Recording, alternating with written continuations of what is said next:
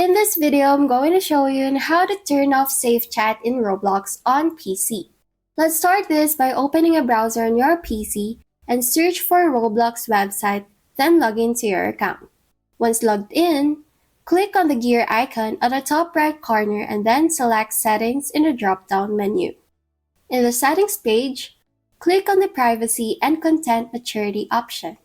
Turning off safe chat means that you'll be adjusting it to default and allow everyone to be able to communicate with you. Next, click on the Experience Chat section. Now set option to everyone so other users in the same experience server can chat with you. After that, go to the Communication, then click on the Party section to open it. In here, set it to Friends to allow you to chat and group up to join experiences together with your friends. By doing all of this, you turned off safe chat in Roblox. That's basically it.